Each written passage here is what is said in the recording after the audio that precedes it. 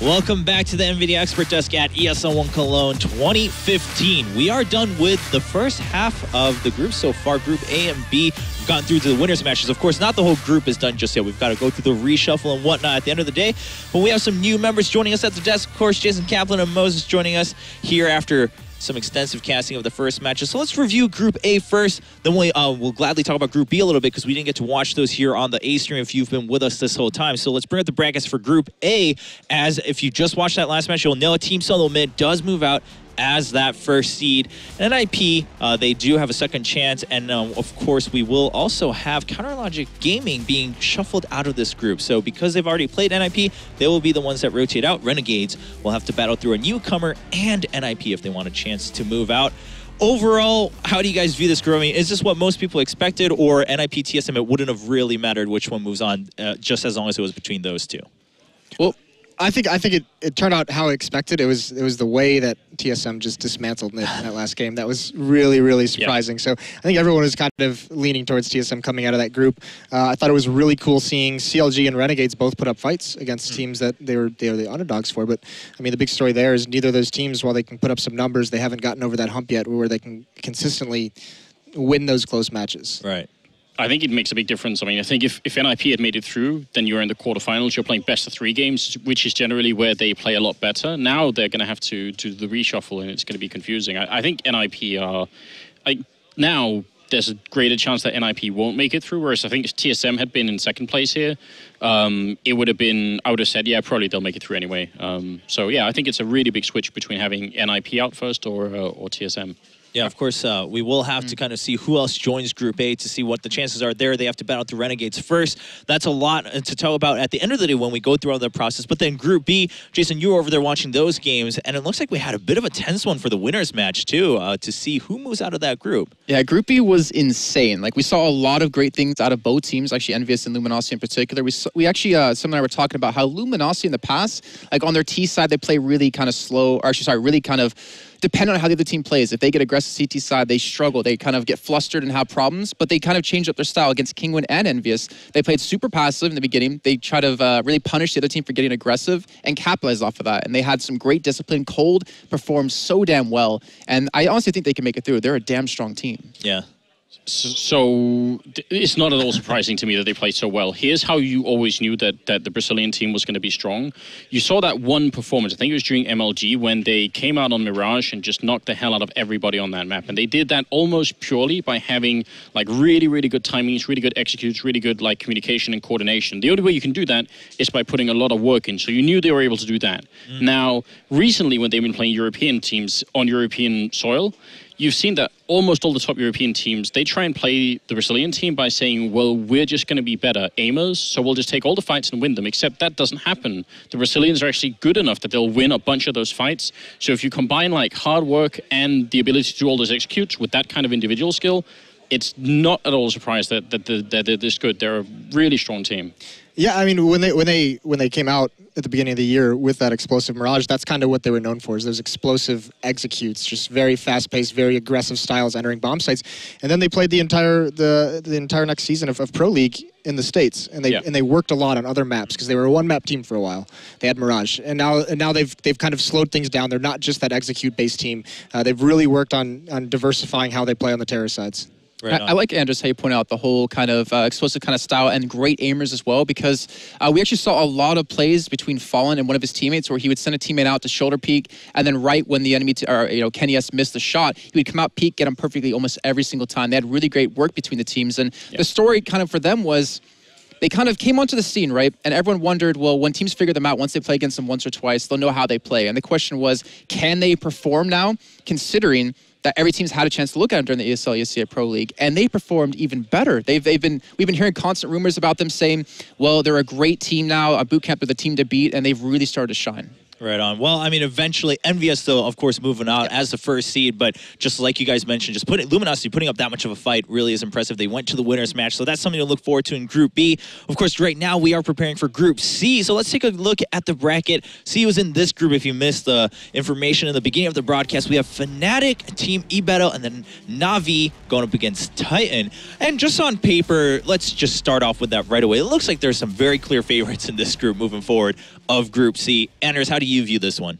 Well, I mean, someone asked me a while ago to pick like a group of death, because I think actually at every major up until now, there's been like a very clear like group of death. This is where you really sort of get a really tough matchup. I think this is these 4 groups are the best groups we've had so far of any major. They're the most close, but you do have Na'Vi and Fnatic in this one group, and that's ridiculous. Like, these 2 teams are so good. So if you're any other team in this group, this has to be like the closest we'll get to a group of death. Yeah. Both these teams are ridiculously good. It does look like it's going to kind of be, I mean, even in Group A, we talked about, oh, well, it's like a favorite versus an underdog in both matchups, but this one, a lot of people are calling, well, it's very clear. It'd be surprising, if anything, if we saw anything but Na'Vi versus Fnatic in that winners match. But of course, in the very first match, one of our first teams, it will be Team eBettle. Let's take a look at their path and their story coming into the major.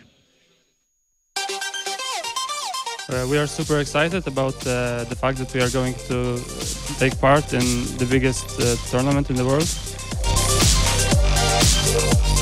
I don't think we have been making any extraordinary preparation for this tournament. Just we had a regular I think it was 5 days boot camp, and we prepared some new tactics. We just don't want to think about who we are playing against, who we are facing. We just want to focus on our game, on the particular round that we are part of, and just try to win it all.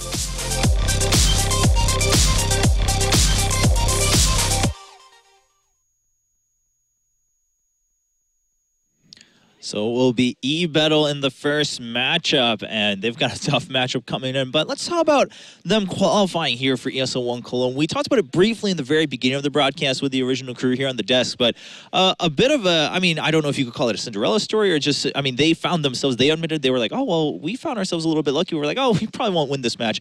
Moving on forward, just taking one match at a time. What did you guys think about them coming in and qualifying for this tournament? I would say that this is a sign, a symptom of the fact that we're sort of moving into the second era of CSGO. The beginning was NIP being the ultimate team, and everyone trying, well, not everyone, maybe like 2 teams trying to catch up to them, because there were the only 2 teams, like basically Very Games and maybe sometimes like Western Wolves or Copenhagen Wolves back in the day, like trying to catch up to NIP every once in a while, but always failing. That was like the first era of CSGO. Now, the second one is much more interesting. That's where we get to see new teams that we've maybe not even really heard of that much, and players we've never heard of actually show up and play the game really well.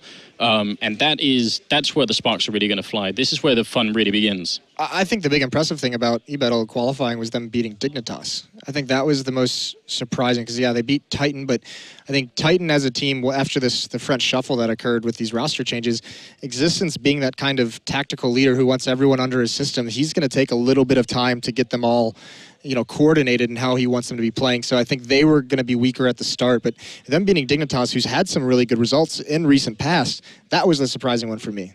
Yeah, and you get that, and then you move into their match versus Titan, right? You look at Hyper, who went 53-30, a 1.77 KD as they went into overtime multiple times. And you really have to wonder, well, does he have to have a performance like that for them to win? You really have to question, you know, if they're a strong team in general. They're always seen as like the #3 team in Poland, behind, you know, former Gamers 2, behind Virtus Pro. They've never really had the opportunity to shine, but, you know, in an interview with HLTV, they said, you know, any one of us can step up like that. But we really have to question, is that really a possibility against teams like this top of the world? No. There we go. All right. Well, yeah, I seriously doubt that as well. But I do want to point out that before Virtus Pro, when Lord and Cuban exited like the Golden 5, and they had to pick up a couple of replacements, which, first of all, I think for anyone who's like from 1.6, that seemed like an impossible task. Like, that was breaking like a golden sort of group right there. You couldn't do that. A Golden 5, exactly. That's what I was looking for. But they actually trialed for Hyper and Pete, first of all, from the Polish scene, and then they picked up Bialy and Snacks later on. And at the time, I remember clearly thinking Hyper and Pete looked better than Bialy and Snacks right when they came in. It was actually a surprise to me that they, especially Hyper, that they got rid of him. So it's great to see that they haven't given up. yeah, well, we'll have to see again. I mean, everything you guys talked about, we saw that during the qualifiers, how much of that carries through here, because their first opponent, a lot of people are saying, well, looks like they're the favorites again coming into this one. It's going to be Fnatic. Let's take a look at them. When we get to a tournament, our goal is always to win. We are always hungry, and we can't stop competing. It's so fun. We didn't boot camp here in Cologne or in Sweden. We just played at home, and we fixed some new strategies and some moves we're gonna do. but I don't know if we're gonna show them in group stage. That depends how the matches go, but it will be fun.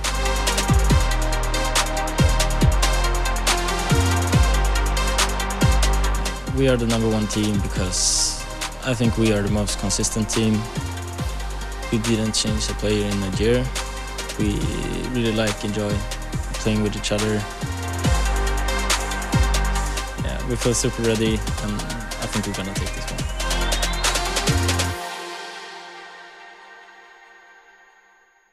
Fnatic, ladies and gentlemen, if you have been watching CSGO for any amount of time recently, you'll definitely know these guys, of course, coming in as the previous winners here for this major at Cologne. Some people saying maybe we'll see that back-to-back happening, and it's highly possible. But of course, a lot of people saying at the same time, the bar has been raised through and through here at ESL One Cologne. I mean, walk us through here a little bit, Jason. Where are we looking at for Fnatic? Well, I want to say this really quickly. I'm really confused why Krim says they feel ready for this. I mean, they can obviously feel ready, that's fine. But the fact they're one of the few teams who hasn't really boot camp coming into this, who hasn't super, hunkered down and prepared. You've had Olaf, you've had Flusha playing the FPL, the Face It Pro League, along with Taz and likes of other people. You don't really see a lot of teams, do that. We've had, eBettle sitting there boot camping for 5 days. Well, you're saying it doesn't matter, what, because they're that damn good? They've got 4 players on this team that at any point can be the best player in the world. They have one that's currently Olaf, just performing at that level. He drops the slack. You got JW, you got Flush, you have Krim's the most fundamentally sound player in the scene. You're asking who from Hyper needs to step up, individually. It doesn't even matter because this aggression out of Fnatic that's just so coordinated at times. They're going to throw you off. Even if all your players are playing impeccable aim, even if they're not missing shots, Fnatic's going to catch you off guard. It's how they do it. And I mean, they just have too many players who can be the best.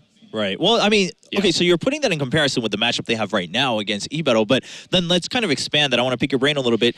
How does that attitude carry through for the rest of the tournament? Because you've got other big names coming in, of course. Yeah, well, I mean, the correlation between, pre-tournament prep and results is actually a really, really hard line to draw. We've seen examples of both. I think the worst one was probably when Hellraisers went into the... Was it Katowice major, I think? Or was the last Gamescom major, sorry. They'd had 2 solid weeks of boot camping, plus 8 hours a day. Really, really hard work, and they completely failed. It was really, really bad. You can tell they had a lot of things they wanted to try, but they couldn't deviate from all that. I think Fnatic, especially because of their style, they'll be fine with not having a bunch of things prepped. Although they have said that they've got some special tactics up their sleeves, but I don't think they need really hard grind before they get to a match like this. Yeah, and Fnatic's one of those teams that they keep it very simple. It's they're not going to do these complex strategies. They have players that like to get aggressive, that are going to win the battle, and they have so many players they can lean on if that doesn't work, or if they just decide, we just killed 2 people, let's just fall back and stay in a site. They just have so many, it's just simple Counter-Strike that they play, and they do it very, very well. I mean, we've also seen, coming into this, a lot of teams have been saying that because of the group redraw, you have to play your own style. You can't really kind of counter or anti-strat or, kind of be prepared for the team you're against. But, eBettle have said in some interviews that they've prepared some innovative strats for this. And we've seen in the past, just with COG, that Fnatic can be counter or anti-stratted and can be beaten on, I guess, maps like Mirage.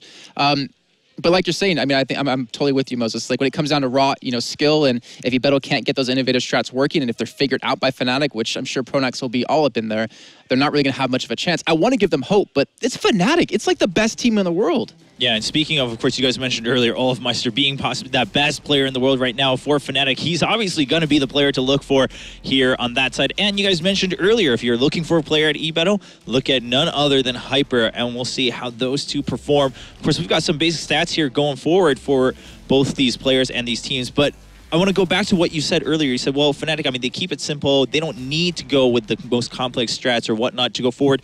Then how do you dismantle them? What does it take to dismantle a team like that? I think if we knew the answer, then...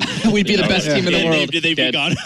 That'd be quite valuable. But part of the problem is, I'm sure eBettle will have a bunch of tricks, and that's really valuable. That's good. That's what they kind of have to do. But the problem is, if you're playing against a team like Fnatic, they won't be playing standard Counter-Strike until you make them. In the beginning here, unless eBettle can show them that they deserve the respect, Fnatic will just run around and take individual fights and try and win all of them. And against that, there's not a lot you can do. You can't really anti-strat that. They're just going to steamroller you. So you got to make them. You got to be good enough in the beginning that Fnatic will fall back to like their default style, and then you have to have a way to counter that. It's like a two-stage rocket almost. Yeah, you really have to force them to respect you early on, and if you don't, and if you let them run wild, it's just gonna snowball, be something terrible. I mean, I guarantee there's gonna be a round or two where we see eBettle, trying to sync up smokes, trying to have some kind of a cool strategy, and JW is going to come hopping around the corner using the op like a shotgun, and he's just going to ruin their dreams. Like, that's going to happen at some point in this match.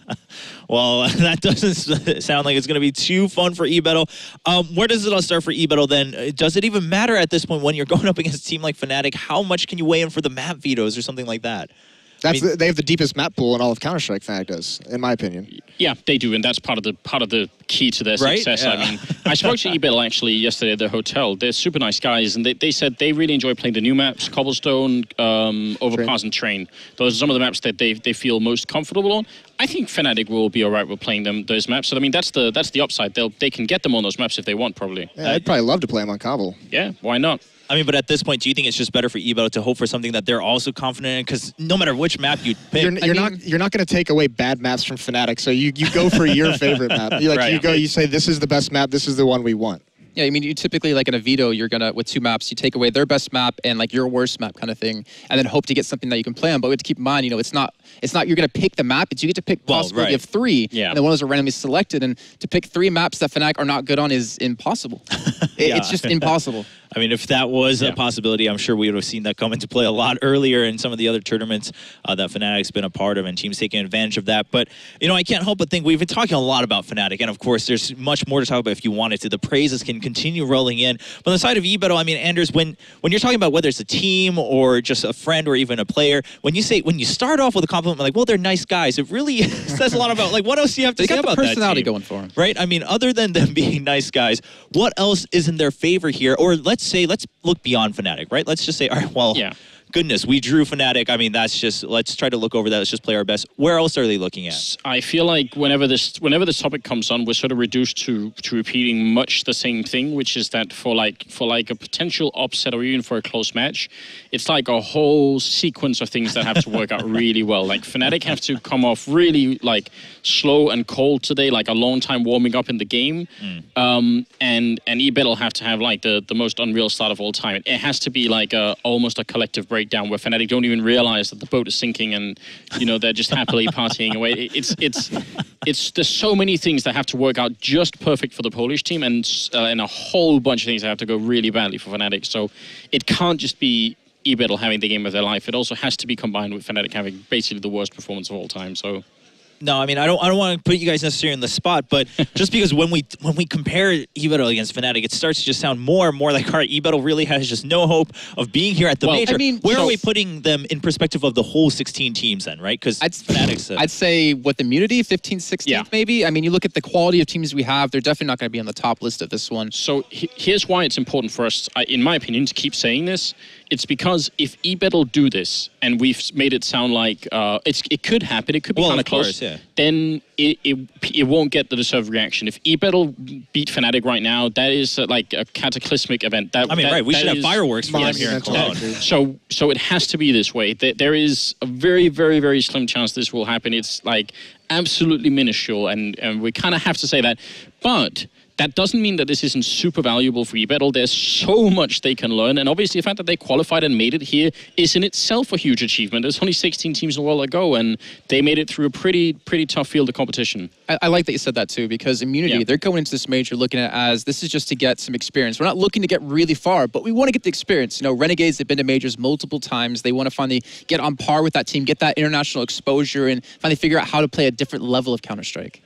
Yeah, and there are so many small tricks. So playing online Counter-Strike and playing LAN Counter-Strike is not the same thing. And like the game itself behaves differently when you're on LAN ping, for one thing.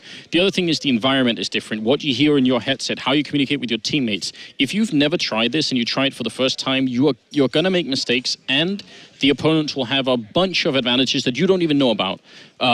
it's not so bad here. There's not like a huge audience right now. Right. If when we get to the Lanxess arena, Forgot to put to private, so people just randomly join the lobby. Oh no. Oh, that's great. When we get to the Lanxess arena, though, the sound alone means you have to play the game slightly differently because you can't hear everything you normally would when you're in your own bedroom. So all of this experience is super valuable to anyone who shows up for a big tournament. Yeah. And you keep asking us what we can expect, what we can talk about with these guys. The reality is we haven't seen this team too much playing at this level. There's not a lot to draw from is the big thing. And I mean, I don't really prescribe, or I don't really believe this, but there's a lot of people who always say like their one chance is the fact that nobody knows what's coming from these guys. Right. And like, I don't like that. I just wanted to bring it up. Well, I mean, it's fair to bring that up. I'm glad you did, because obviously, I mean, some people believe in that aspect, but at the same time, I mean, maybe there's a reason. Or the counter argument is maybe there's a reason we haven't seen too much of them, and it's the fact that, I mean, you know, if you haven't been in there that whole time, there's not going to be too many resources. But it looks like the map veto will be happening very soon. The surprise factor can bridge some skill gap, but the skill gap here is so wide. Too wide. I mean, you have to like also hope that, you know, Pronax, being the really brainiac he is, can't dismantle your strategy, your secret, you know, strategy to catch him off guard. I mean, he's going to be so smart about it. He's going to realize what you're doing before you even do half the time, and then counter it. I mean, before they even get to having to worry about what Pronax is calling, they've got to get past Olaf and JW just making aggressive plays. Like, those are guys who are just going to do whatever they want at the start of this match. Yeah. And they're going to find their 2 kills in that aggression. So before you even have to worry about Pronax, it's those 2 guys up front. And not to mention that so much of Pronax's in-game leading ability comes from the mid-round calls. So, you know, he will get the information about what you're doing first, and then he'll make a decision. So it's not even about him having like a permanent setup that you can try and counter. It's just him thinking really fast. You know, I talked about this during Intel Extreme Masters at Gamescom, and I kind of want you guys to go into it a bit more, you in particular, Moses, since you weren't there for it. The whole double op, not necessarily setup, but the potential to have 2 operas on your team at once. The whole fact of you have Envious with Kenny S and Happy, you have Fnatic with Olafmeister at JW, you have Virtus Pro with Pasha and Neo, you have TSM with Device and KGB, I can keep going on, but you have all these top teams now have 2 operas in the team that can pick it up when the other one doesn't feel confident. I'm curious about your thoughts on that. Well, yeah, it's just there's not very many. I mean, we were talking about this the other day. There's the 2 dominant operas. There's Skadoodle and there's Guardian are like the clear top 2. And with this post nerf, there's just not as many operas who are willing to always rely on it. Like, you just can't. Not to mention the economic investment right now in Counter-Strike with an AWP is very, very risky. We just watched NIP with a whole match in Group A in that winners final versus TSM had no control of the economy, and they kept going back to this op when they could, but because they were relying on it, they were busting out double ops on the 4th round. Once their economy's in shambles and they can't rely on that strategy they want to do, I mean, that's kind of the scary, that's the trade-off if you're going to have an opera like that. And yeah, it's good to have 2 people, someone who can pick it up. I mean, we see Olaf do it at times, and him and JW going back and forth, and you can catch people off guards with different style. All right, well, it looks like the map veto is underway, and just 2 going to be vetoed off by Fnatic from the get-go. The pug map. They wanted to take the pug map, yeah. Take it away. I think eBettle are going to be all right with that. Like I said, I think they want Train or Overpass or Cobblestone if they can get away with it. Scary thing is, I'm pretty sure Fnatic won't care if it's Train. They'll be like, all right. No. I mean, Fnatic will be... I mean, well, they care if it's any map, right? Yeah. maybe Fnatic be slightly less inclined to go Overpass. But other than that, I think they're going to be all right. I think actually Overpass, like, again, I don't think the map will make a big difference, but if we have to like look for the absolute minuscule, then maybe Overpass would be slightly better for eBettle. I think that's a map Piper could work well on too, maybe. And the fact that he can lurk a little bit and be that big force that he was on Train, if they can't get that map. Yeah, but again, I mean, we're saying all of this in perspective, and just to really put it as a whole, it's really just how good Fnatic is, and then also the fact that eBettle, like you guys said, the differential there is too big. It's not just a matter of, you know, these 2 teams or their specific histories, but the differential between those 2 teams. So we do have a slight difficulty, so we'll be waiting on those map vetoes going forward, but just 2 as that first veto coming in from Fnatic. No. Sorry. You're like, I've got something. Yeah. Never mind. No. Try to make it work. All right. It's all right. I got your back, man. We can look at it this way, right? So we have eBettle against Fnatic. Then we have to think about down the line. Say eBettle, somehow, some miracle happens, they beat Fnatic, then they have Na'Vi to potentially play in the next match. Like, it's not going to get easier from this point. They're going to have to look at potentially, if they do lose this, who's going to be shuffled into their group or who they'll be shuffled into, kind of thing.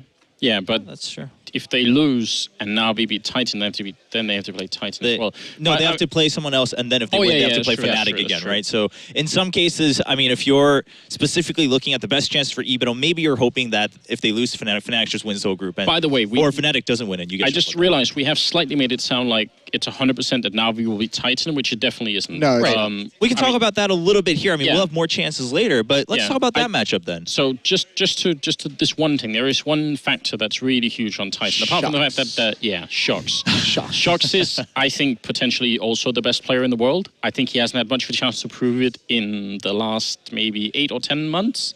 But yeah, I think Shox could be the best player in the world again, without a doubt. So that is, I say this all the time, but people who've only been watching Counter-Strike for like the past, half a year or something won't have had much of a chance to see it.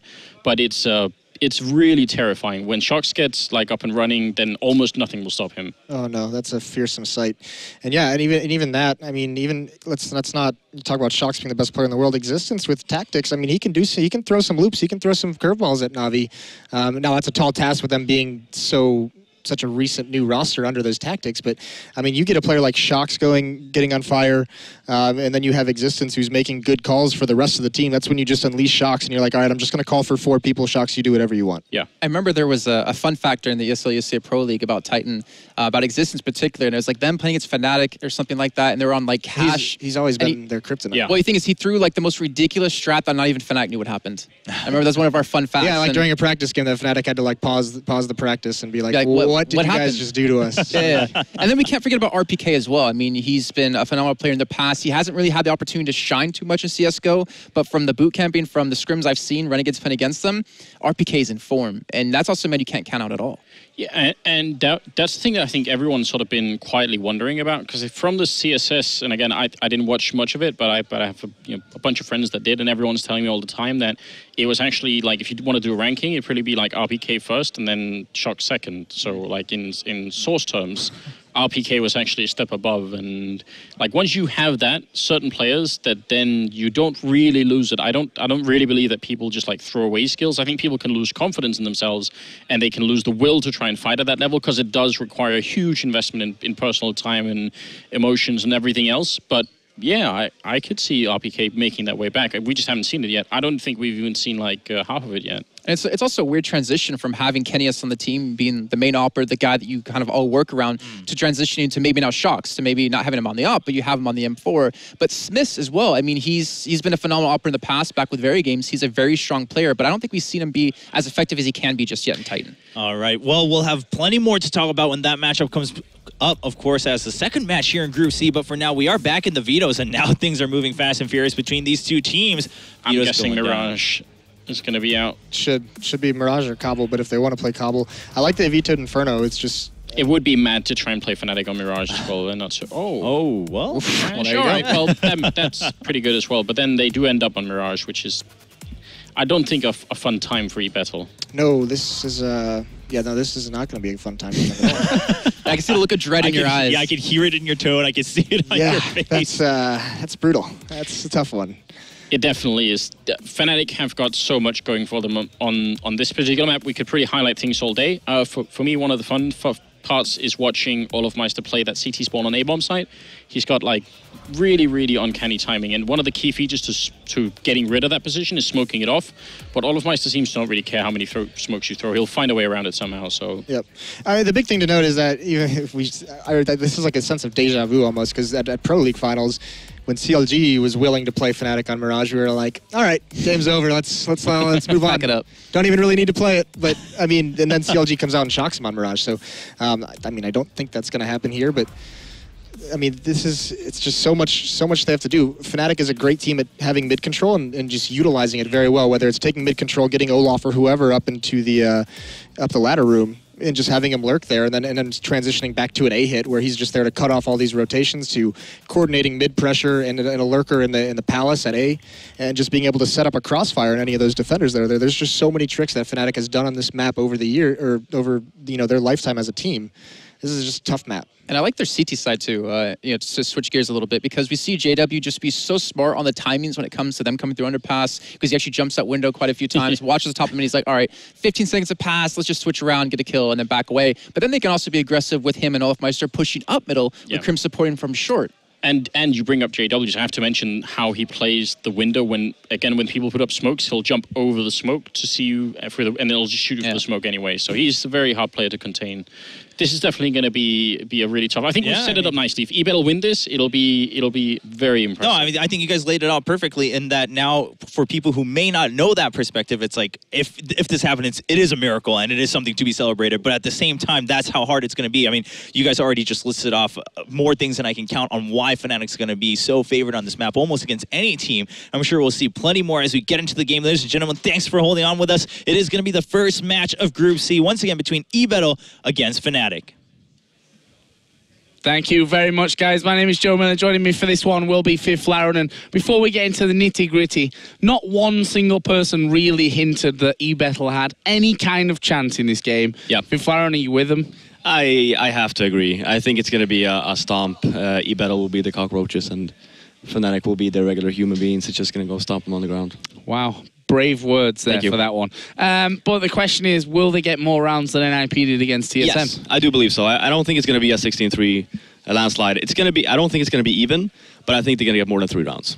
Well, we are going to be finding out here in a second. And let's touch on the map then. We heard the guys on the desk talking a little bit about Mirage and maybe not the best choice to face Fnatic on. Fact is, though, Mirage is a map that, or I should say, Fnatic are a team that don't really have a weak map to pick on anyway. Yeah. Yeah, and for eBettle, I mean, these players have been around for a while. You have Hyper and Peter Allen, which is the former ESC team. Hyper and also Pete have been doing some stand-ins for Virtus Pro. So, I mean, they have the players, but when you were to compare to versus Fnatic, you know, in reality, they shouldn't stand a chance. And on top of that, it's Mirage, one of Fnatic's better maps. They're very comfortable on that map. I'm not quite sure which 3 maps was it left. It was Mirage, it was Overpass, and it was Inferno Train, Cobblestone. Yeah. So out of the 3, I think that eBettle would have been. I don't know if they took a chance or if now viewing away Mirage. I'm sure they wanted Overpass or Cobblestone rather than the Mirage. But this is the case about the major when you about the major system when you have a 3-map randomness to it in the end. You don't want to leave anything to chance. It's like, oh well, let's hope for the best. There's a 33% chance that we're going to get the map we don't want to play. And that could possibly be that 33% chance here in this one. We did, however, hear though. The eBettle said, you know, they've had about a 5-6 day boot camp and they've actually got some new things from that, which is stark contrast really from Fnatic. You know, they said we didn't even bother to boot camp this time. We decided we're going to, you know, do the practice from home, which I don't know, you know, a lot of people say there was a bit of a discussion on that earlier on that, you know, the boot camp is the way to go. But I think there are just as many people out there that say playing from the comfort of your own home where, you know, the only difference is you not sitting right next to each other there, really. What's your opinions on that? I think that the boot camp thing that everyone has going on is something that was very common back in the day because you had poor internet. It was, you know, you didn't have a good time trying to practice from home. Then that's when everyone got together so you can actually go over strats and stuff. Nowadays, I mean, everyone has good internet, everyone has good PCs. It's not really an issue. So technically the boot camp part doesn't really matter. Maybe perhaps if you are a new team and you want to get together, the in-game leader sits in the middle and he can go over you, he can watch everyone a lot easier. But when you have a team like Fnatic, they've been playing together for a very long time, they know where they stand, they might just need to brush up on some things. But in reality, what they need to do is basically just be sure that they're all individually in shape. So you've seen most of the times for the Fnatic players, almost every day they've been streaming, playing FPL, you know, just making sure that they feel ready and individually, so they can go in and shoot heads, because this is what this team is for. You have Olafmeister, best player in the world, JW being the most random player in the world, but it works out. Yeah, you know, playing against JW is a headache itself, and then one of the better CT-sided players in Crims over here, and then also just a very solid in-game leader in Pronax, and then obviously you have Flush as well, also a very, very good and solid player. And overall, the team itself, they don't really have a weak link if you just consider the individual skill, other than Pronax. But it's a given. I mean, he has to control these 4 individuals, especially JW. I don't think that's that easy. And it was interesting as well to hear from Fnatic, you know, Krim saying there, we've got a few new tactics, but how you know, radical of a change that will be, or honestly whether we even see those kind of strategies against a team like eBettle, who on paper Fnatic are massive favourites to win this one anyway. You know, if you've got some new stuff that are going to catch teams out, then generally you're not going to see them in the first group stage game unless you're falling behind heavily. Yeah, exactly. And like you're saying, especially versus a team like eBettle here, I think that Fnatic will just go in, do a bunch of defaults. On they're going to start on the CT side. Probably very aggressive play coming in from Fnatic here, making sure that they have mid control, perhaps a push or two into the A apartments, A ramp. But yeah, so for eBettle now, actually what they should do is in the beginning of the match is play very defensively, ST side. Just make sure that you cover your grounds, and if Fnatic want to push, then you should be ready to punish them for that. Try and catch JW, you know, in his random position somewhere on the map. Exactly. Not exactly ready for you, but, you know, we've seen, it sounds like such a simple thing to do, you know, sit back and soak up the pressure. Sit back and relax. It's just not, you know, if we look at the form recently in Fnatic up there, you know, winning a lot of events, it sounds almost too simple to be true. No one else has been able to, you know, figure that out on a consistent basis. Of course, they haven't won every single event in every single game. They have lost games, but consistently, Fnatic have been beating everyone. Yeah, and one thing that's why TSM is so good against Fnatic, because they take them out of their comfort zone. You know, they're letting a lot of teams are letting JW just run around as he pleases, for example, and then Olafmeister as well with incredible aim and just shoots headshots all the time. But when you are the underdog and you know for a fact that your opponent knows this and they will probably not give a rat's ass who you are, right? Then it's better to play it safe first, so you do get so you make sure you don't just get run over. When you're playing, let's say if Fnatic was playing TSM, for example, you wouldn't see that the same kind of aggressive play that Fnatic will show here versus eBettle, for example, because obviously the matchup there is a lot more even. Wondering if eBettle can prove everyone wrong here and push this game close. Of course, they did incredibly well at the qualifiers here in exactly the same studio that we're sat right now. They, you know, of course, I think it's safe to say a couple of big upsets there as well. So, you know, it's not 100% set in stone. I'm going for that 1% kind of chance here. You know, I'm a happy man when the underdogs are winning, but you just can't really see it happening in a realistic scenario. I think if these guys played 100 maps, Fnatic might lose 5 of them. You know, on actual paper. Yeah, but we are going. Yeah, we are actually live here now. Yep, getting into this one. So we'll find out then if Fnatic can move one step closer to doing what no other team has done before, which is win a back-to-back majors. Of course, they have their names etched in the trophies over quite a long time, but certainly no back-to-back here as we see the kickoff to this round, and it seems like it will be a big spread out here from eBettle early on. Yeah, it looks like it's going to be a fake towards the A bomb site. We do have Pete there with a flash and a smoke, and Hyper also on the A bomb site. So they're probably going to double smoke it. He's actually, yeah. So it's going to be an A fake here, and then they're going to hope that we have the rotation coming in for Fnatic. Well, JW, as we pretty much expected, will start things off here in this round. He'd pushed right underneath, and look at where the bombs dropped down there as well. That's an unfortunate little start here. JW does get knocked down to 3 though, but losing out early, a lot of information gained there by JW. Yeah, and now the eBettle are forced to actually just stop the fake that they were planning on doing, because obviously they saw the bomb, choosing to just fall back towards the B bomb side instead. Still got about 45 seconds remaining in this round though. We can see there 2 men from eBettle, but I'll have Pronax and at least a 3 HP JW sat underneath the drop down from apartments there, and there is Pronax spotting them, so the rest of Fnatic going to start to come in. We'll have Flusher from short, and him and JW will combine here, and that's another 2 men down.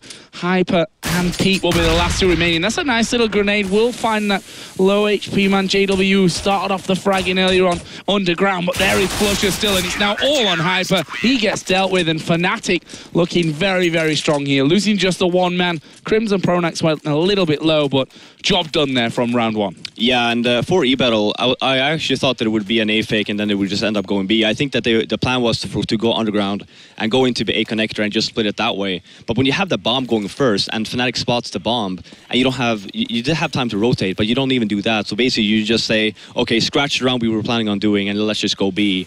You don't really want to do that. You want to keep on going with the plan that you have. Let's have a look at this one then. We do see Armor coming out, forcing up here in round number 2, but they're just falling into position, and Fnatic say, well, there's not much of a more easy defense than that when they literally drop out from balcony in exactly the same position. Didn't even need to come off the trigger there for that one. And it leaves, all of a sudden, just Rallen all alone. Got that Tech 9, but Olafmeister going to push him down here, and that's an easy conversion round for Fnatic. Yeah, and look, Jade, 195 damage with that nade. Goodbye. Yeah. But yeah, we did see eBettle buy some pistols and some nades, but overall, not looking too pretty for him right now. Fnatic are cashing in. And of course, this round, they're not going to have anything to work with. Just a couple of P250s, so it'll take a small miracle, I think, if eBettle are to win this one. Well, they have decided to take it slow once again. 2 men over towards the A site, and 3 pushing over towards B.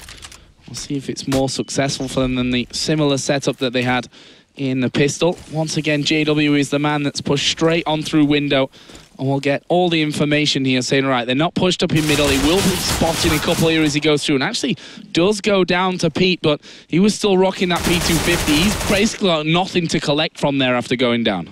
Yeah, and for eBettle here, it's just all about trying to cause some damage. They're not really expecting to win this round at all. Only getting that 1 kill on JW, and he only had a pistol, so not really getting their money's worth, even though they only bought two P250s. If they do manage to get one more here, then at least you drop the weapons or the armor and the kit on Crims, for example. So far has 1, will make it 2, and should be finishing off here. Actually, Olafmeister just coming in for that one. Bomb was dropped there as well on the A ramp, so certainly not an easy scenario to be in. But now we're going to see eBettle and what exactly they can pull off here, as the AKs will appear in round number 4. Fnatic, of course, will be rocking that AWP with JW, who had saved in rounds 2 and 3, just saving up to get that up. This is where it gets hard. Okay.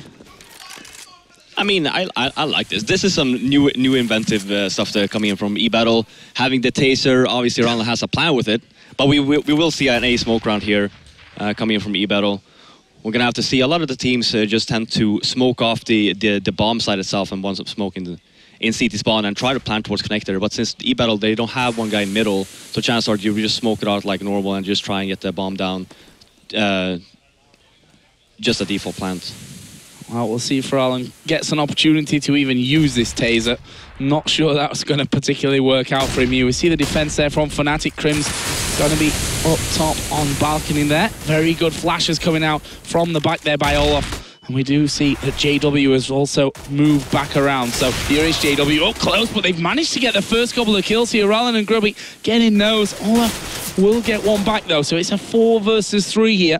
3 men down fairly low for eBettle, so this one not over just yet. There's a good kill for Philin, but Olafmeister with 2 to his name, and this 2 versus 3. Pronax chimes in as well from Connector, and eBettle not being able to get in there to get the bomb down. Another one for Olafmeister, but it's Hyper that will come up big for eBettle to win them their first round of the game. Yeah, and it wasn't looking that good for eBettle, even though they had a man advantage. They didn't plant the bomb, and the smokes, they all faded, so you had Olafmeister in CT spawn. It was just easy pickings for him. He could just stand there and kill off the bomb planter. You had Pronex and Connector, so there was really nothing they could do there except for actually taking the duels. Great 1-on-2 there from Hyper, ending up winning their first round. And with that, losing those weapons from last round, no bomb plant, and a couple of them going down earlier on. We do see 2 Galils this round for them, one of which is Rallen, who's just tried to get an early grenade off towards Pronax. Only did 8 damage to him. And once again, JW is going to be trying for an early push here up middle. There were 3 around that corner, so he's going to have someone to have a go at. The question is if he hits the shot, actually will be spotted early there.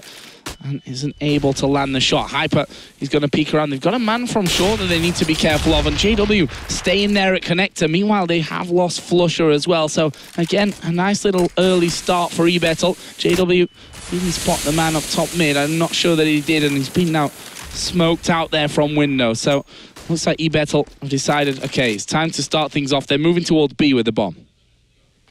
Yeah, great default strat from eBettle in the beginning. Like I was saying, playing defensively, just making sure that they keep Fnatic in place so they don't just keep on pushing.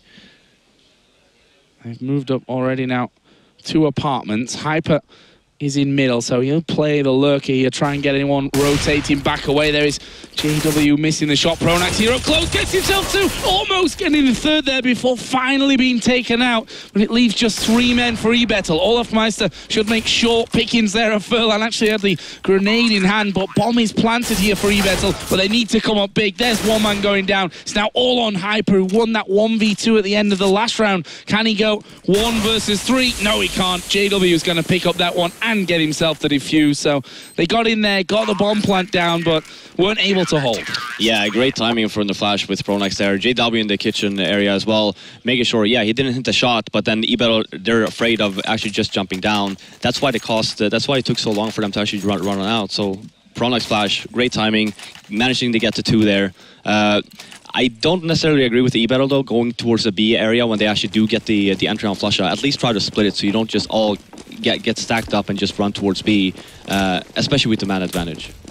And that's left now eBettle with basically no money. We can see there's just a single P250, no nades or flashes or anything to work with here, and this should be just a simple mop-up round. You see Flusher there on short. They managed to send Rallen over here into the A site, trying to get that plant down, but Olafmeister holding strong, wasn't drawn away from the site, and will get the kill before the bomb goes down. Very quick round there, with a win going to Fnatic. Now 5-1 up in this one, and we will be seeing guns back in the hands of eBettle, but will they be able to do anything with this one?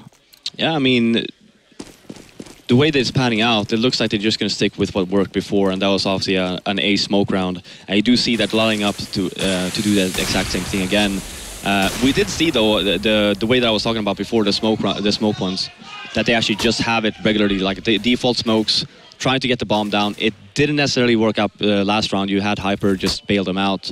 Hopefully they're going to be a little bit faster this round. Well, let's see Molotov inside of Palace to slow things, but they have pushed through here. 1 man down at Sandwich. The other 3, I think, were pretty much flashed up there. They have killed off Crims, though, and the smoke covering off from jungle and CT spawn will allow them to surely get this bomb planted. It'll be Furlan that takes the risk on that one. However, look at this position from Flusher. He's coming in from behind. They are exchanging frags right now, but it leaves just Pete all alone here.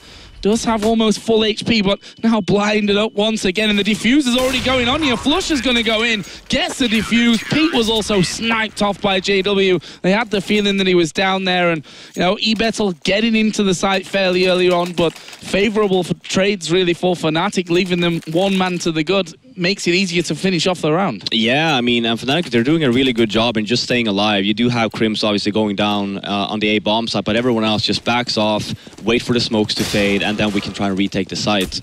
So yeah, eBettle did get the bomb down here, but you had Flush out on the very, very fast flank as well. So overall, really good hold from Fnatic. Back onto not a lot here for eBettle. This time though, do have a couple of flashes, smoke. Well, and they just caught a face full of grenade there from Pronax. It looks like this will be a fairly quick push. Pronax will spot them coming in there, manages to get onto site, and that means that 2 of them will line up. The bomb is down, Hyper falls, Grubby gonna go low. Finally they get rid of Pronax, but surely too little too late in this one. There's a Molotov burning on the site, and Pete will find himself all alone here inside of apartments. That's an easy shot for Flusher, and Fnatic dispatching of that eco round. Trying out something a little faster this time for eBettle, but kind of ended up the same as previous ecos. Yeah, and I mean, overall now for eBettle, it's been 8 rounds. They haven't done a single standard round, really. They did the A smoke rounds. Whenever they're saving, they're going B. They did try to get the bomb down A on that one save. They did have one very defensive default when the JW pushed up middle, and they actually did manage to get the entry on Flusha. But that's all we've seen from them. Like, this is the first round, actually, we do see, I think, a regular default round coming in from eBettle. They don't have anyone covering A, though, so if Fnatic are smart, they can actually just push here. Fnatic have pushed JW into Palace, so he's going to be getting a lot of information from this one. I'll say, okay, guys, even if they're going to push A, it's either coming late or they're not coming Palace whatsoever, and they're going to go all from ramp. As it looks, though, 3 men inside the middle. There is Hyper taking out Olofmeister. So the question is here, do they go short, which is certainly a possibility with Hyper now coming around. And JW, flashed himself there, to be honest. Didn't blind Flusher whatsoever, who was holding strong. And that's the bomb down there. JW's kill. Spots him the bomb inside of T-Spawn, and it's in a horrible position, really. Those are the kind of shots that you might expect JW to hit. Pete actually will get the kill onto him, though, so it is a 4 versus 3 here. Crims will spot one up inside by window. And just spot Pronax here. He's in T-Spawn so fast on the flank here, so even if eBettle gets the bomb down, they will never expect Pronax to be this fast on the flank. As Philin going to push through to CT Spawn, though the flashes came in, but he still can't get the frag. There is Pronax now making his presence felt as Pete goes down, missing that AWP shot, and it's now all on Grubby. He sprays towards Pronax, got him down to 13. But once again, Fnatic taking the trades, keeping those men alive, and then coming in for the retake. Yeah, and this is what I was talking about. When you let Fnatic just push where they want, when you do a default round on any map, you want to make sure everything is covered. eBettle, they had the B bomb site covered, they couldn't push there. They had underground covered, they couldn't push there, and they had 3 guys in mid. The problem was that they had no one towards the A bomb site, so it let just JW, obviously he pushed apartments, he can't spot anyone, and then he gives him the free kill on the T spawn. You want to make sure when you do a default, just have one guy stationed there at least, either apartments or just make some noise in the A ramp, so you make sure that the Fnatic players are stationed so they don't actually push you. Not the first time that we've seen a man from Fnatic push around the back through T-Spawn either.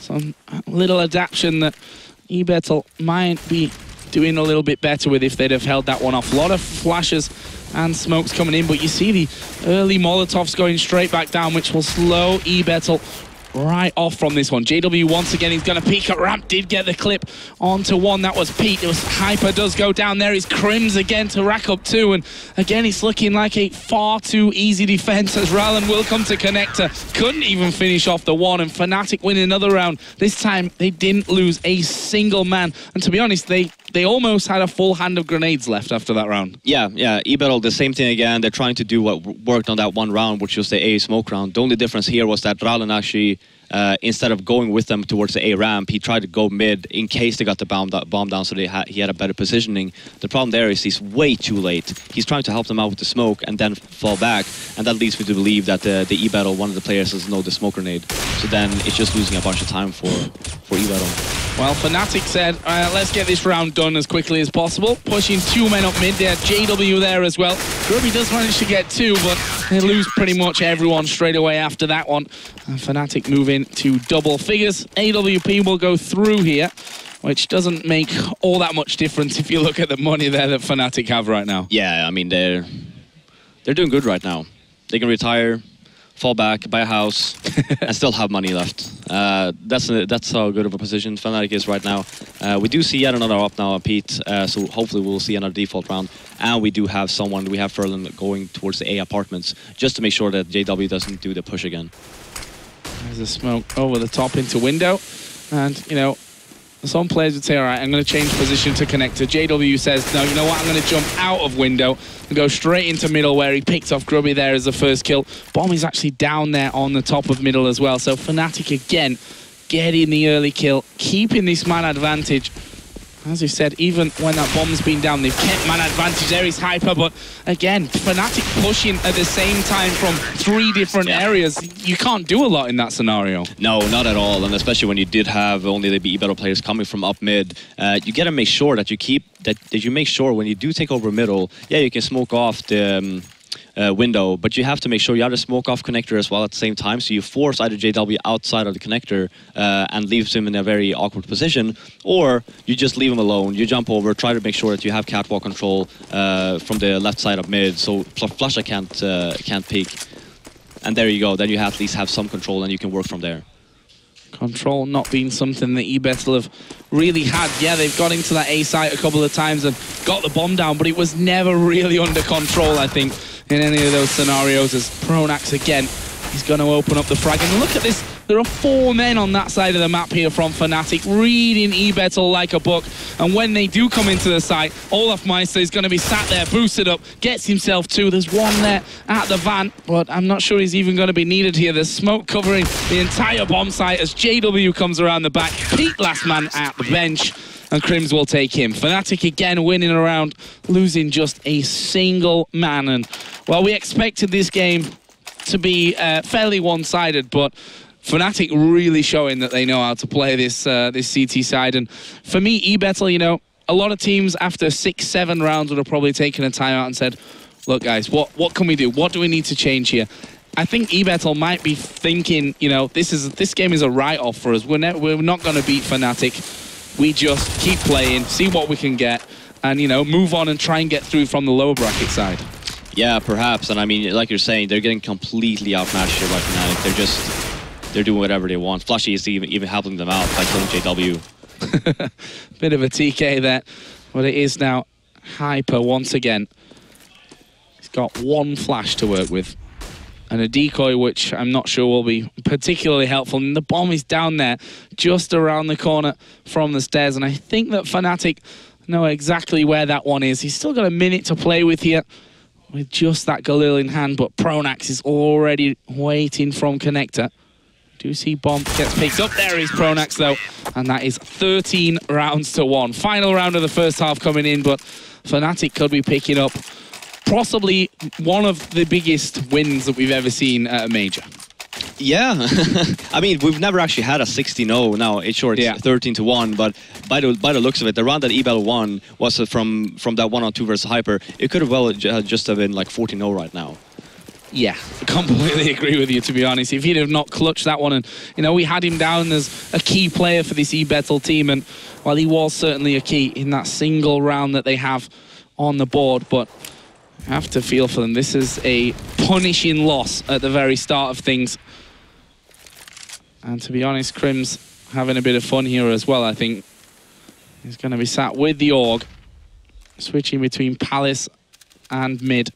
And if you look at the minimap there, eBettle spread out once again, leaving the bomb further over towards that terrorist spawn. But there's 2 kills again for the 1, so a favourable trade here for Fnatic. The bigger push is coming over towards A by the looks of it, but Olaf not really had any problems here. Played ticket booth almost every single round and not really missed a beat. His nade will come out, not do too much damage though, and they know now that they're in. But once again, it's Fnatic that have that man advantage. The bomb will slowly be crawled in there, but will they be able to actually get the bomb down in the first place and then be able to hold it afterwards? Pronax from jungle will surely finish this one off. It's a 14-1 first half for Fnatic. As we said, we expected a big win for them. I wasn't quite expecting 14-1 here, though, from the first half. Yeah, no, me neither. But yeah, that's the thing. We were talking about the maps before. When you take a gamble, and when you're hoping for 2 of the maps out of the remaining 3, and you end up with the map that you don't want, you're going to be in trouble. And yeah, sure, they were bootcamping for 5 days, but I wonder how much time they actually spent in going over so they actually at least know how to play 6 maps. And that's the thing, right? You know, Fnatic, did they really need to learn any new maps or you know, come up with new strategies?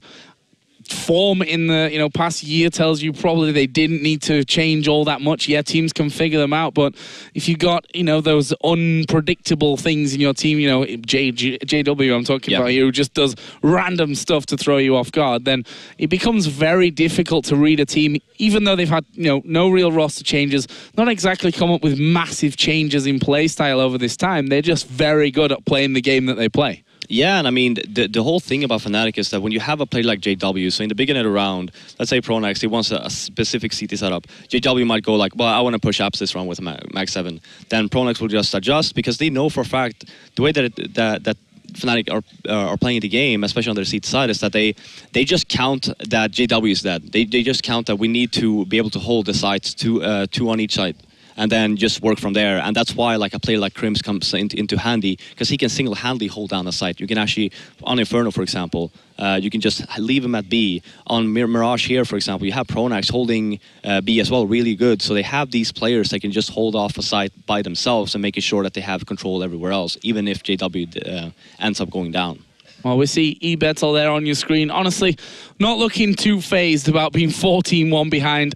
We shouldn't misinterpret that one for, you know, confidence coming into their CT side to win 15-0. I don't think that's where the, you know, smiles remain here. That's more of a, well, you know, we're down and out of this one. We've not taken a timeout when we could have certainly used that to maybe talk about what needs to be changed. But they are massively behind in this game. And honestly, Fnatic on the cards here. We'll see how this pistol round goes from. Maybe eBettle will be able to at least get a few rounds on the board. But this push is going to be a fast and heavy one over towards the B-bomb site. Fnatic not going to mess around. That's a good little counter flash to slow things down. And Hyper with a 5-7 on the bomb site. We'll see what he can do. Flusher has already taken out Furlan here. olofmeister going to push towards Kitchen. So we've got a 4 versus 4 going on. There is Hyper connecting no shots though as he bursts through the smoke. He's got 2 men right in his face and we're left at a 3v3 and only 10 health there for Rallen. They know that Pete will be pushing short. They know that one is coming from Kitchen as well.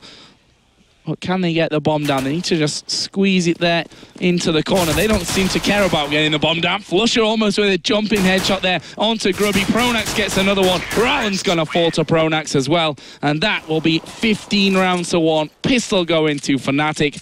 And well, eBettle got nothing to work with here. This is looking like a 16-1 shutout. Yeah, and I just want to point something out with Fnatic there. They had the whole bomb site. They could just easily plant the bomb if they wanted to. Instead, they do something unorthodox, as per usual with Fnatic. They decide to push into Kitchen instead, killing off their first member, and then obviously they have the control there. They have the whole bomb site. They have the flank. The only way that eBettle can come from is basically from Catwalk. So I really like that play from Fnatic. Well, you don't see much of a chance here for eBettle, but buying up head armor, a couple of pistols and a scout for Rallen as well, so not out of it just yet. I'm not saying that there's a comeback on the cards here. That would be a, well, I think that would be the most interesting thing, would be the craziest thing, and probably the most surprising thing to ever happen in Counter-Strike history if that were to happen at this point, but we'll see. Maybe a couple of rounds still in the bag here for eBettle. Oh, you know, just a 16-1 for Fnatic. We'll find out here because it looks like the push is going to come over towards this A site. First flash has been thrown over the top and Grubby will have to back away. Completely blind there. He will get the shot off and the kill onto JW. So the start here not looking all that bad for eBettle, but can they convert it into more? One more shot will take them down, and Grubby and Rallen there combining to get a couple more back. But olofmeister, Mach 10 here. Can he clutch this one? Can he pick up an ace, go 5 kills in this one round to win the game for Fnatic? There's the answer. No, he can't. Grubby will keep eBettle in the game for now. Yeah, great play by Grubby there. First getting that first anti-flash, getting that first kill, and then eBettle again with a very good flash towards the A ramp, which gave him two extra kills. So yeah, good hold from eBettle. A little bit sloppy from Fnatic, obviously. They know they're in the driving seat, just one flash over, no smokes, and just hoping that they would just kill them with aim. Well, let's see if Fnatic turn this one back on its head. It'd be almost typical for this game here. If eBettle, you know, winning round number 2, were to lose here in the 3rd round against the Deagle of Crims and Flusher, plus the P250s as well. And look at olofmeister. He's already somehow snuck all the way up through connector in towards jungle, gets the kill, gets the FAMAS. Let's see if he can get more. He does manage to get more. Flusher's also taken down Grubby, and now 2 men remain here for eBettle, both of which are over by that B site. The bomb will be planted in A, and this is a perfect position for olofmeister to now be sat. There's the 1 man taken down low. He's now all on Furlan, and he will be finished off by Crims. Is Fnatic picking up the victory here? 16 rounds to 2. An easy day at the office, really, for Fnatic. Not challenged whatsoever in that game. Yeah, no, I mean, that was just, you know, it was the deathmatch, basically. Running around, make sure that you're warmed up for the upper bracket game versus either Na'Vi or Titan. So, but yeah, overall, very solid from Fnatic. You see there the core players, olofmeister playing great, seems to be on form. Even Pronax was actually really good that game. So overall, just across the board, a very solid game play from all of the Fnatic players. and really nothing eBettle could do. They just got shut down. Yeah, I mean, actually, if I look down the scoreboard there, olofmeister had more than 3 players in terms of frags on eBettle, so really not a close one. We were expecting Fnatic to come out strong and have an easy victory, quite frankly, in that one. But while we're here, I want to pick your brain a little bit, because Navi versus Titan coming up next. We've already seen Fnatic easy push through into the upper bracket winners game. Navi and Titan. Now, Navi, of course, a more established team, of course. They've been pushing far in some of these events. They're a very good team. Titan with the switches. Can Titan actually beat Navi at this point? I think they have a chance, especially if knowing how good Shox can be under the reigns of existence. I do believe that they have a shot, especially if Shoxy plays the way that he used to play. If he's not in the server, then obviously no, I don't believe that they're gonna win. But if he's there, if he's playing up to his top potential, then yeah, for sure they have a chance. But yeah, Navi obviously clear favorites there as well. Yeah, I think eBettle as well, they came into this one, and when you get drawn in this group, you kind of just scratch your head and say, well, at least we managed to qualify for this one in a group with Fnatic, Navi and Titan. It's going to be tough for them. We'll see what they can do. We have olofmeister on the NVIDIA expert desk, so take it away. Thank you very much, Joe. Indeed, we have olofmeister coming here after his win with Fnatic against eBettle in the first match of Group C, a result that most people would have expected, but also in the fashion that most would have expected. You guys just coming in strong as one of those favorites here at this major in ESL One Cologne. How are you guys feeling after that first match? Just all right, well, as expected too from us, or? Well, we expected to win, but like winning like that, maybe not. The first game is always shaky, but this time it felt really good. Yeah. Do you even feel bad, olofmeister? Do you even feel like at some point we should stop this? Let's just take a quick break. Relax for a bit. No, never. All right. Well, not at majors. That's what I want to hear. That's what I want. Yeah, that's good to know, right? I mean, a lot of people are looking at you guys. I mean, Jason and Moza, how did you guys view that match? I mean, it was pretty straightforward, right? The score does speak for itself in this case, it seems. It was a slaughter. I mean, I even saw an AUG being picked up for you guys on CT side just for the hell of it, just to pick up some more kills. I mean, eBettle, they had the team that potentially had a chance to catch off guard for 1 or 2 rounds, but even then it didn't even happen. Like 15-1 or 14-1 scoreline in the first half is just insane. Yeah, I thought the funny part was we got through all the players. We mentioned olofmeister, best player in the world, JW. I mean, we mentioned all these guys, and we didn't even really talk about Crims. Like, you guys have such a deep team, a deep map pool. What's the weakness? I don't know. I don't know.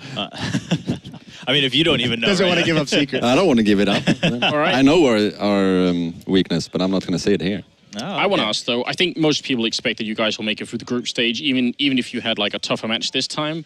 But I'm wondering, is it worth it for a team like Fnatic to get a little bit of pressure in the group stage, just so you guys wake up, maybe you sort of get back in the mix, or is it fine to just cruise through like this? I mean, we don't know how your next match is going to be. It could be either against Navi or Titan, I think playing the group stage is the hardest part. Yeah. For me, at least. If we lose, we're not doing good. Like we have nothing. We need to go through. That's the only point. Like for me, the group stage is the hardest thing to do. But pressure, I have more pressure on myself than I take from other people. I put some pressure on myself, and then like we have a good team, so you always know it's gonna end up good in some way. Yeah, I mean, a lot of it does seem like, I mean, it's what we've been seeing, I mean, result-wise too, and everyone's kind of figured out like, oh, well, there's this part of the recipe for success, and okay, now we're seeing actually all parts of it. You guys seem to have it all brought together. Then going forward, you were just saying, well, the group stages in some ways is a little bit more nerve-wracking. Are you concerned at all about either of the next teams that you might have to play? Is there a preference, or are you like, well, I mean, we got to get through one of them anyway, so... Like, I don't really care who we meet. We need to win against everybody, so for me, I don't care. But I guess Navi is the better team out of Navi and Titan, but I think it's the same for us, really. But we were talking about before about how Existence has like a pretty good read on you guys, like historically speaking. I think you guys probably have like a more solid lineup overall, but I mean, I think Navi is a better team than Titan too, but do you think that Titan factor, does that not scare you at all? Nope. Well, it did before when Canes was Canes, but after the update, Canes is not the Canes he is. He's really good, like one of the best for sure. But what about Shox? They had 50 frags against us one time. What about Shox though? If Shox goes back to like a few months ago, then he's scary. But right now, no. See, that's what I said. That. Oh, you were just asking just to get your own credit here because obviously all of mine just told us all about it.